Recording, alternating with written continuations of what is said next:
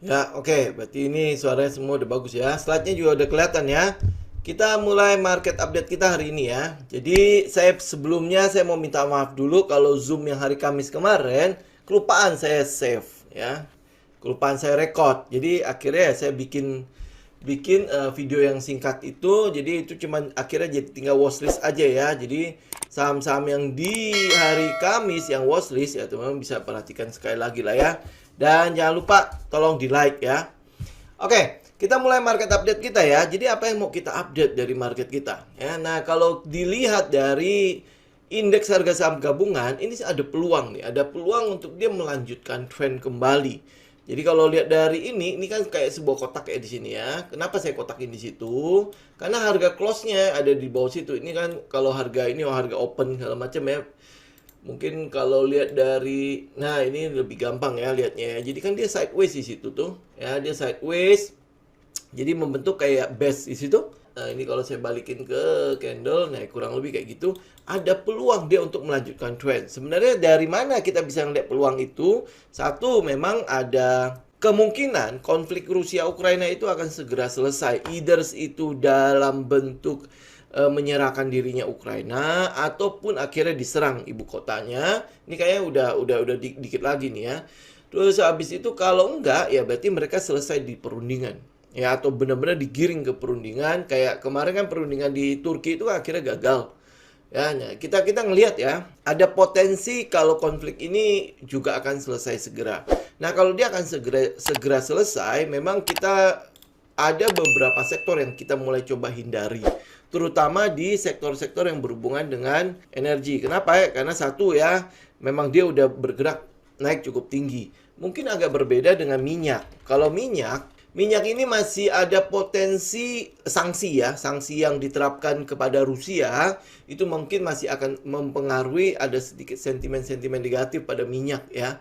Kedua, ada karena Rusia disanksi, otomatis ada sebagian, mungkin hampir sebagian besar lah ya, karena 5 juta barel per hari itu lumayan juga ya.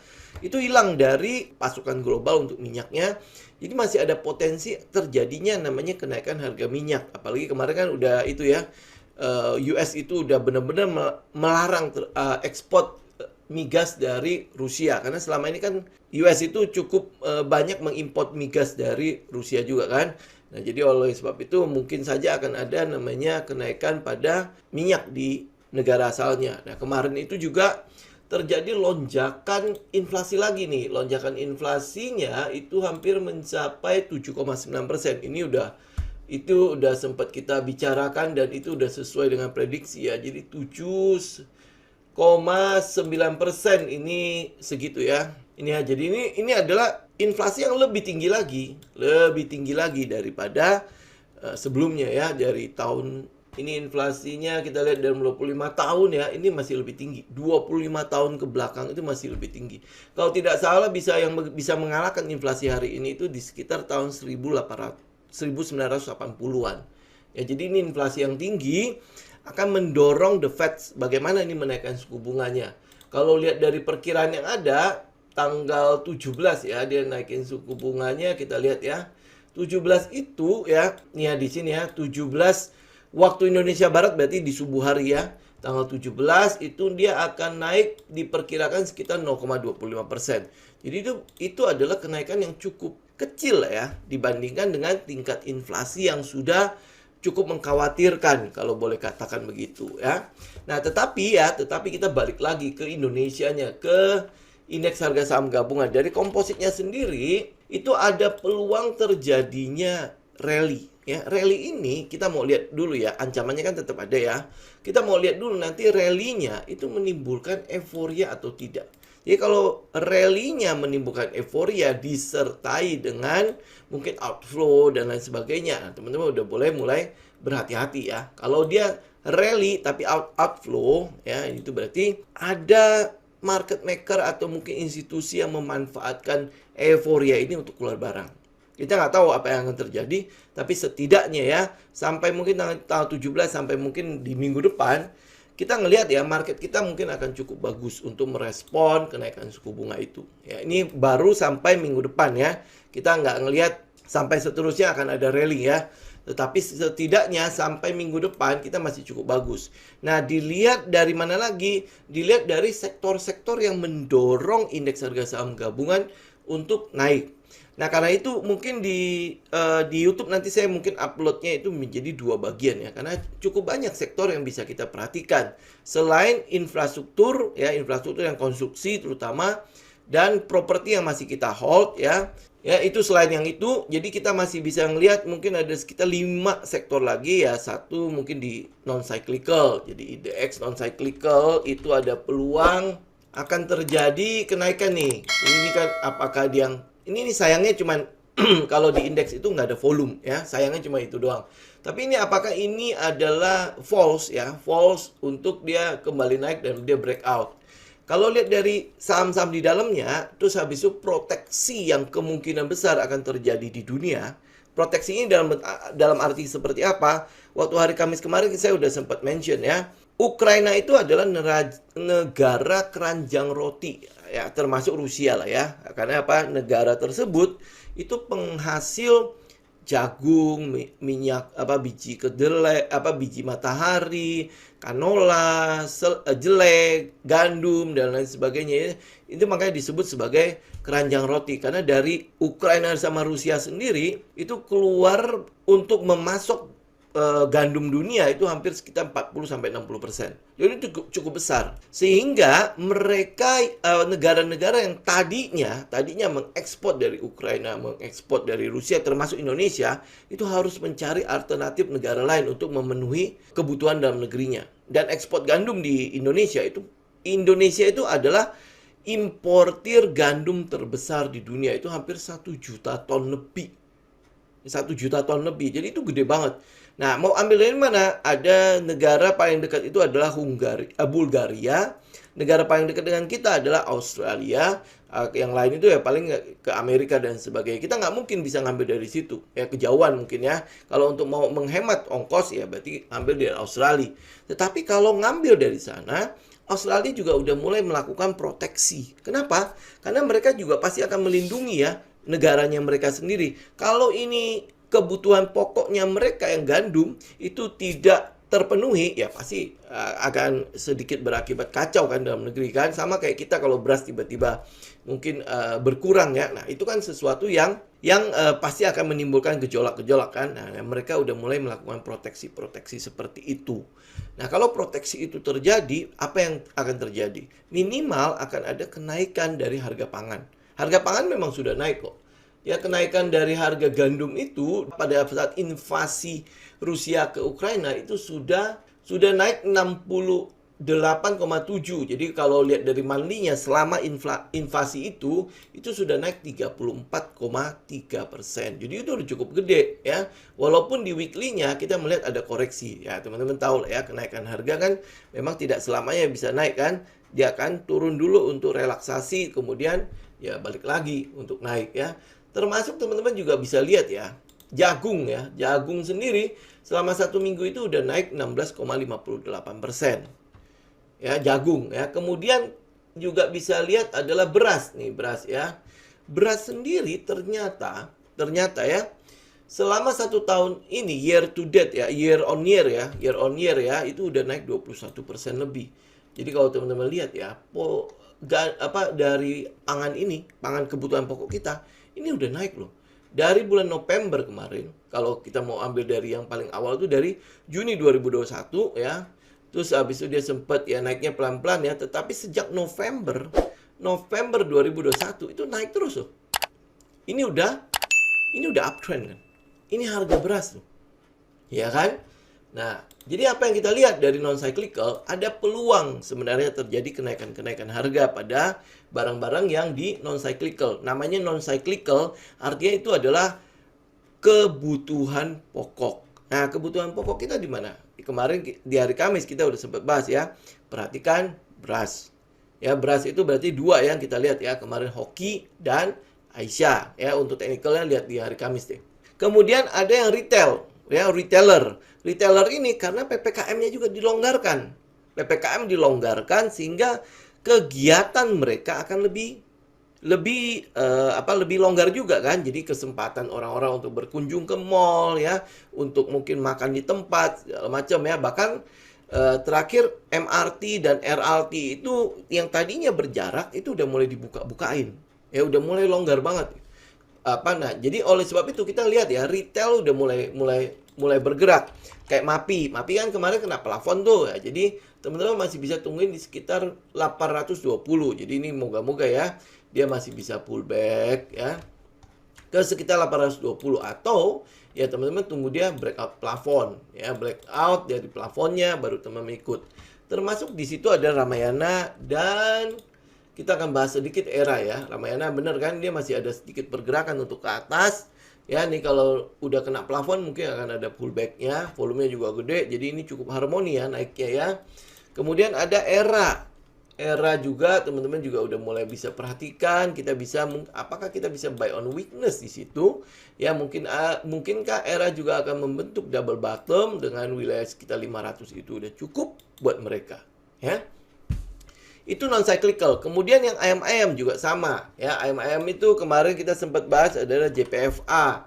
JPFA buy on weakness, ini udah kena plafon, apakah dia akan turun dulu ya untuk retest lagi, terus habis itu membentuk double bottom lagi, baru naik ya. Nah, kalau teman-teman udah lihat seperti ini ya udah tinggal amannya ya tunggu breakout aja. Jadi begitu breakout kita mulai ikutan. Cepin juga sama, dia udah mulai balik ke dalam base-nya lagi. Jadi setelah dia turun, ini udah seperti false breakdown ya.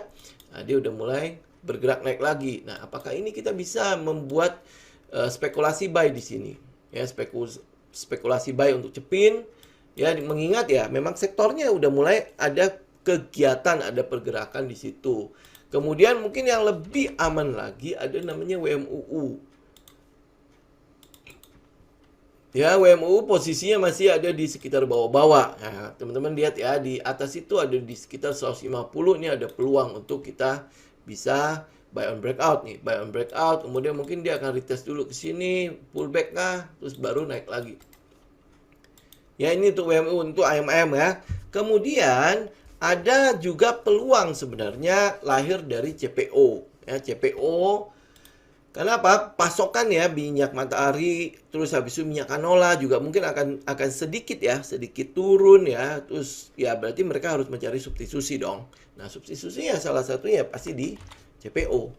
CPO itu hampir boleh dibilang udah paling enteng lah. Paling enteng, paling murah untuk dalam golongan minyak ya. Nah, jadi yang kita lihat dari CPO itu adalah, teman-teman lihat ya, beberapa waktu yang lalu ada komentar atau mungkin ada pernyataan dari India yang mengatakan bahwa harga CPO udah terlalu tinggi. Kita nggak mungkin beli dengan harga segini ya. Nah, jadi kelihatannya ya ini kan mungkin akan ada topping off dulu ya, topping off dulu untuk CPO. Kemudian dia akan mulai turun, akan mulai koreksi untuk ngeretest di area trendline yang tadi dia pernah break di sebelumnya ya. Kita lihat juga dari volume, dia naik juga sudah mulai terjadi yang namanya divergent kan ya, volume kenaikan tapi volumenya turun. Jadi ini ada peluang sebenarnya untuk dia akan koreksi. Nah, pada saat CPO koreksi, teman-teman perhatikan nanti ke emiten-emiten CPO-nya. Oke? Ini CPO ya, CPO juga masuk di non cyclical kan. Kemudian kalau beras ya ada kemungkinan untuk naik, terus habis itu gandum juga mungkin agak-agak berkurang ya. Di dalam non cyclical itu ada satu emiten ya, dia juga ditepung kan. Ini untuk teknikalnya sih cukup bagus ya, untuk teknikalnya. Jadi apa yang kita tunggu di sini, kita cuma menunggu agar dia mulai, ini kan udah mulai stop ya. Lihat ya. Oke, ini saya kasih kotak ya, teman-teman lihat ya. Ya, peluangnya adalah pada saat dia breakout you buy ya. Tapi di sini sebenarnya juga udah ada sinyal untuk kita bisa buy dulu sebelum breakout. Ini berapa ya? Kurang lebih di 173 ya, 173. Nah, kenapa kita ambil yang si Budi ini? Bukan karena sama namanya, tetapi memang peluangnya bentar lagi akan masuk puasa, bentar lagi akan masuk Lebaran ya. Nah, Lebaran udah pasti banyak hampers kan. Banyak sekali produksi nanti mungkin akan banyak yang beli tepung ya, gula halus ya. Ya ibu-ibu pasti tahu lah ya. Jadi kemungkinan besar pendapatannya juga akan mulai naik, apalagi PPKM akan mulai agak longgar kan. Nah, jadi mungkin ada kunjungan-kunjungan nanti pada saat lebaran kah? Nah, kalau ada kunjungan, maksudnya ada ini ya, silaturahmi ya. Mungkin tidak seperti tahun-tahun lalu, kita mungkin akan lebih bebas tahun ini. Ya, nah, itu berarti harus di stok dong.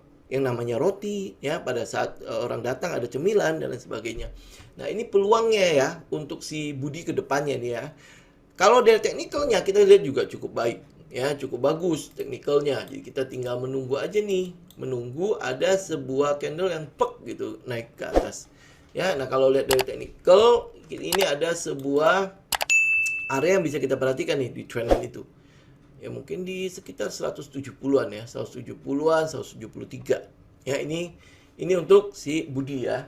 Kemudian ya di non cyclical juga ada rokok ya. Rokok mungkin yang kita lihat itu adalah WIM dulu ya. WIM ini WIM ya, ini sudah membentuk yang namanya ini low, ini high. Ya, ini adalah high low. Oke, ini adalah high low. Kemudian tinggal tunggu dia break ini. Ya, ini tinggal break ini membentuk higher high yang baru. Nah, kalau ini udah selesai, dia udah mulai membentuk higher low. Ya, high low, kita sebenarnya udah bisa melakukan yang namanya spekulasi buy di sini. Ya, di area sini nih untuk si WIM. Kenapa? Karena kalau dia membentuk higher low, maka dia akan membentuk higher high yang lebih tinggi daripada high ini dong. Ya kan? Nah, ini akan jadi higher high. Cuma nanti tinggal kita konfirmasi. Jadi kalau teman-teman mau lebih aman untuk membeli WIM, ya tunggu dia komet. Ya, ini higher high, kemudian dia turun. Nah, kalau dia turun, mungkin dia turun sekitar sini lagi ya. Nah, teman-teman bisa buy di sini dengan spekulasi kalau dia akan terus uptrend. Ya, ini WIM ya. WIM kita bisa buy, spekulasi buy di sini. Ya, dengan harapan dia akan naik lebih tinggi daripada ini ya. Cuma ya tinggal tunggu volumenya. Volumenya itu belum nongol aja sih ini. Nah, kemudian yang kedua untuk rokok ada namanya gudang garam. Ya, gudang garam kita jelas ya, tunggu dia breakout. Ya, buy on weakness atau tunggu dia breakout. Kalau gudang garam lebih baik tunggu dia breakout aja. Ya, kenapa? Karena lumayan gede nih. Ya, premium banget. Ya, kalau gudang garam begitu, HMSP yang mungkin false breakdown ya. HMSP ya, apakah ini turunnya sebenarnya udah selesai apa belum? Ya, ini turunnya udah selesai apa belum? Kalau misalnya dia udah kelar, berarti ini kan adalah false breakdown ya. Tapi peluangnya ini, teman-teman lihat ya, dia break tapi dengan volume yang gede. Ya, volume yang gede. Jadi makanya dari itu kita mencoba untuk menghindari dulu si HMSP sampai dia balik lagi ke dalam base terus membentuk setup. Nah, baru kita mulai liatin si HMSP. Tapi sementara gudang garam dan WIM itu udah cukup menarik ya. Oke, nanti apakah nanti si HMSP akan ikut atau enggak ya, nanti kita tinggal lihat kan. Kemudian kalau di non cyclical ada satunya lagi adalah udang. Ya, udang. Kalau udang ya kita masih lihat yang PMMP ya. Udang juga udah di bawah-bawah nih, udah di sekitar support-support. Ya, jadi ada peluang nih kalau misalnya dia akan retest kembali ke trendline ini. Ya. Nah, dia retest, berarti ini kita buy on weakness kan? Buy on weakness, terus habis itu kalau teman-teman yang konservatif, berarti tunggu dia break dari trendline, retest, ambil. Ya, ini untuk PMMP. Cepro gimana? Kita coba lihat ya. Karena Cepro juga ada urusan sama udang. Oh, Cepro udah break ya. Jadi ini tinggal retest doang. Ya, jadi ada peluang juga dia akan lanjutin trend ini. Cepro. Ya, tapi kalau misalnya lihat PMMP lebih baik ya kita ambil fundamental yang lebih baik dulu ya. Nah, tapi kalau teman-teman yang suka dengan adrenalin yang tinggi, nah ini Cepro ini boleh teman-teman perhatikan. Ya, jadi PMMP, Cepro. Kalau yang konservatif pilih PMMP, kalau yang agak-agak agresif ya tapi ya harus punya risk management bagus ya.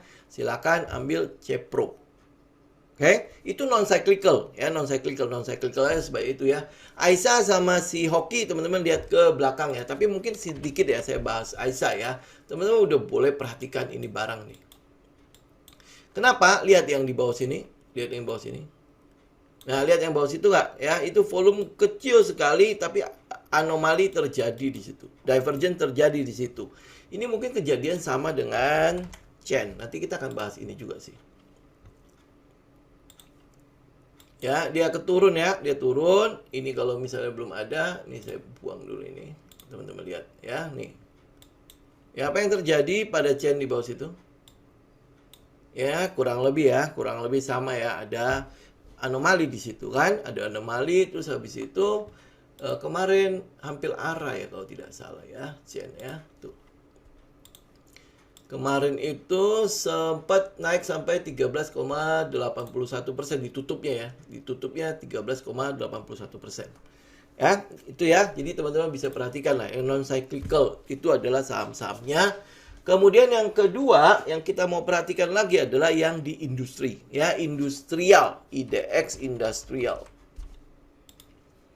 Nih, ya, dia udah mulai lagi nih. Kalau misalnya lihat dari potensinya, ini kan cup ya.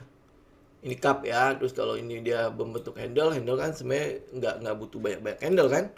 Ya, dia ada potensi untuk mengalami kenaikan. Ambillah di sini lah ya, dikit aja.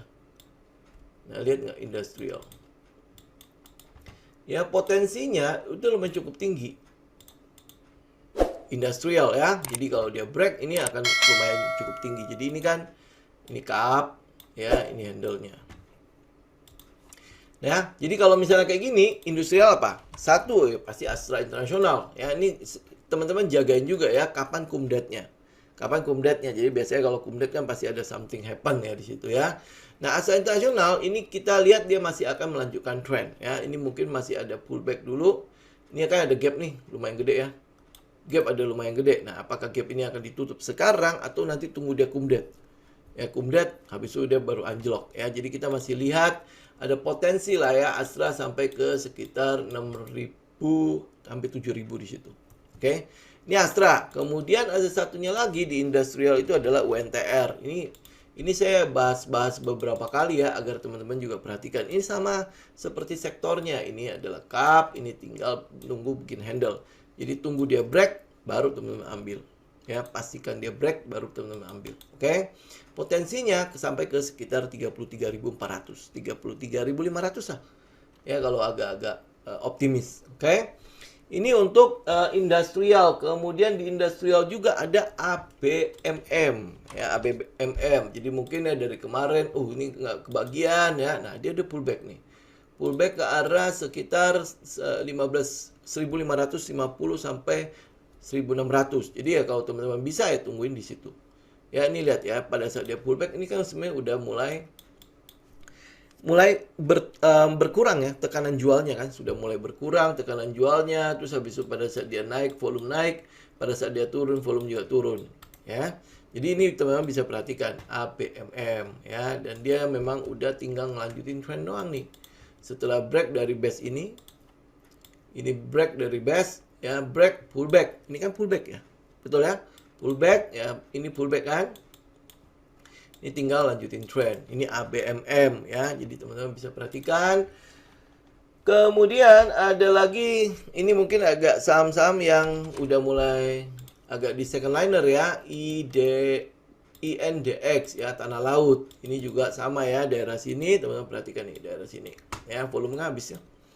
Ya, itu udah nanti ada peluang sekitar 212 itu ada peluang untuk melanjutin trend INDX. Kemudian ada satunya lagi yang masih satu aliran, satu bisnis dengan UNTR ya. UNTR teman-teman bisa lihat di sini, ini ada namanya COBEX ya. COBEX sendiri lihat ya di sini ya nih. Lihat di sini. Nih. Oke, lihat ini. Ini sebenarnya udah ada peluang nih buat kita mulai collect nih.